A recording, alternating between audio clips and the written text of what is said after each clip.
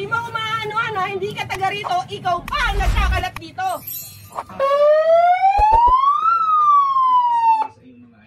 Umalis kayo dyan. Ito pala yung ano, sir, nire-reklamo. Ano ginagawa nyo? Wait lang, saan mo ba kasi nakilala yung lalaki dito? Okay lang ba balikan natin yung unahin para alam ko na kilala yung lalaki dito? Yung na kayo, tayo. Sino ka? Ano na nakita yung mukha mo? Pagkailaman mo na kayo labas. Ha? Ano? Ano ba dinila niya? Hindi, labas kayo dyan. Sino may-ari nito?